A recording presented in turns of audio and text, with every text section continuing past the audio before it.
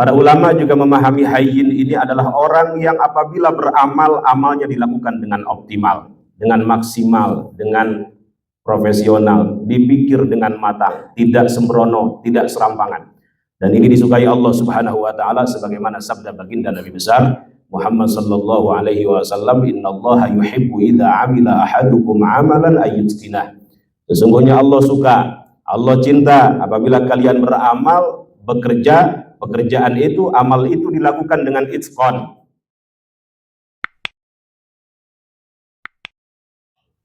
Alhamdulillah, alhamdulillahi littawli wal ala, wassalatu wassalamu ala sayyidina Muhammadin al-Mustafa wa ala alihi wa ashabihi ahli sidqi wal wafa. Asyhadu an la ilaha illallah wa asyhadu anna Muhammadan abduhu wa rasuluhu wa safiyuhu wa khaliluhu wa habibuhu. Amma ba'du fa ya ibadallah, usi nafsi wa iyyakum bitaqwallah faqad fazal muttaqun. Faqad qala Allah azza wa jalla fi muhkami tanzilihi, a'udzu billahi minasy syaithanir rajim. Ya ayyuhalladzina amanu taqullaha haqqa tuqatih wa la tamutunna illa wa antum muslimun. Wa qala an-nabiy sallallahu alaihi wasallam, ittaqun nar walau bi shiqqi tamrah fa in lam tajidu fa bi kalimatin thayyibah, atau kama qala Rasul sallallahu alaihi wasallam. Hadirin sidang Jumat Geraha Pertamina yang dimuliakan Allah Subhanahu wa taala. Al-Imam Abu Isa At-Tirmidzi dalam karyanya As-Sunan dan Al-Imam Ibnu Hibban Al-Busti dalam karyanya As-Sahih meriwayatkan sebuah hadis yang bersumber kepada sahabat mulia Sayyiduna Abdullah Ibnu Mas'ud radhiyallahu an, yang hadis ini dinilai oleh para ulama dengan kualitas hasan atau baik, artinya bisa dijadikan hujjah dan bisa diamalkan. Sayyiduna Abdullah ibnu Mas'ud radhiyallahu an berkata bahwasanya baginda Nabi besar Muhammad sallallahu alaihi wasallam bersabda, "Ala ukhbirukum, maukah aku beritahu kalian, biman, dengan orang tuharrimu yang diharamkan alaihi atas orang tersebut an-nar, neraka." Artinya orang-orang ini tidak akan tersentuh oleh api neraka.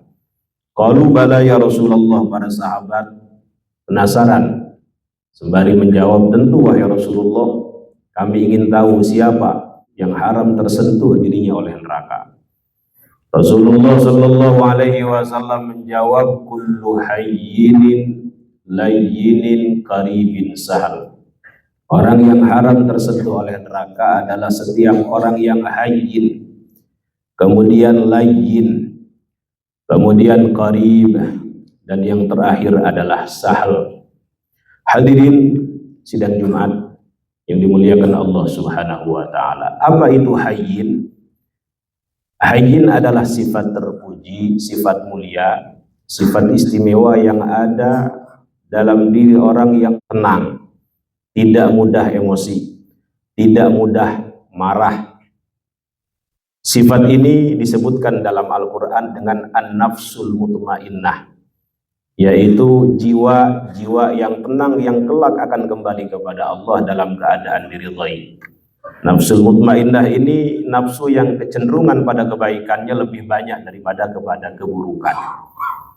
Para ulama juga memahami hayyin adalah orang yang rendah hati, sebagaimana disebutkan dalam Al-Quran, wa ibadur rahmanil ladzina yamshuna 'alal ardi hauna, yaitu orang yang berjalan di muka bumi ini dengan rendah hati, menghindari takabur, menghindari merasa lebih baik daripada orang lain, lebih besar, lebih mulia daripada orang lain. Yang sedikit saja menepi sifat ini dalam hati, haram pelakunya masuk ke dalam surga. La yadkhulul jannah man kana fi qalbihi mithqalu dzarratin min kibrin. Tidak akan masuk surga orang yang sedikit saja menepi dalam hatinya, dalam dirinya takabur. Selain itu, Para ulama juga memahami hayyin ini adalah orang yang apabila beramal, amalnya dilakukan dengan optimal, dengan maksimal, dengan profesional, dipikir dengan matang, tidak sembrono, tidak serampangan. Dan ini disukai Allah Subhanahu wa taala sebagaimana sabda baginda Nabi besar Muhammad sallallahu alaihi wasallam, innallaha yuhibbu idza amila ahadukum amalan ayyutqinah. Sesungguhnya Allah suka, Allah cinta apabila kalian beramal, bekerja, pekerjaan itu, amal itu dilakukan dengan itqan, teliti, dengan profesional, dengan maksimal, dipikir dengan matang, tidak serampangan, tidak sembrono. Mudah-mudahan kita berada di dalamnya. Yang kedua, orang yang haram tersentuh oleh neraka adalah layyin. Layyin adalah orang yang tutur katanya santun, tidak merugikan orang lain. Orang lain merasa nyaman dari keburukan lisannya. Hal ini senada dengan sabda Rasulullah sallallahu alaihi wasallam ketika beliau ditanya, "Ya Rasulullah, ayyul muslimina afdal?" Muslim seperti apa yang utama itu, yang istimewa itu, yang sejati itu? Rasulullah sallallahu alaihi wasallam menjawab, "Al-muslimu man salimal muslimuna min lisanihi wa yadihi." Muslim utama, muslim istimewa, muslim sejati adalah yang muslim lainnya merasa aman, merasa nyaman dari keburukan lisan dan tangannya. Karena itu apabila kita tidak bisa berbicara dengan baik, Rasulullah mengajarkan agar kita diam. Man kana yu'minu billahi wal yaumil akhir falyakul khairan aw liyasmut. Siapa yang beriman kepada Allah dan hari akhir hendaklah berbicara yang baik. Kalau tidak bisa, lebih baik diam. Karena diam itu juga mengistirahatkan malaikat dari mencatat keburukan-keburukan kita. Dua hal yang paling banyak menyebabkan orang masuk ke dalam neraka. Satu, al-fam, lisan yang tidak dikendalikan, yang tidak dijaga. Dua, al-farj, yaitu kemaluan, artinya perzinahan. Hadirin sidang Jumat yang dimuliakan Allah Subhanahu wa taala. Yang ketiga, orang yang haram tersentuh oleh neraka adalah qarib. Qarib adalah orang yang hobinya menyambung silaturahim, menyambung tali kasih sayang. Apabila berselisih, layaknya anak kecil, tidak lama setelah itu berbaikan. Rasulullah mengatakan, la yahillu li muslimin an yahjura akhahu fawqa salat. Tidak halal bagi seorang muslim apabila berselisih kemudian tidak bertegur sapa di atas 3 hari. Artinya haram melakukan ini. Nah, orang yang qarib, orang yang menghindari, sekalipun terpaksa melakukan perselisihan, dia akan mengawalinya untuk berdamai. Qarib juga dipahami oleh para ulama adalah orang yang mudah akrab. Qarib, akrab.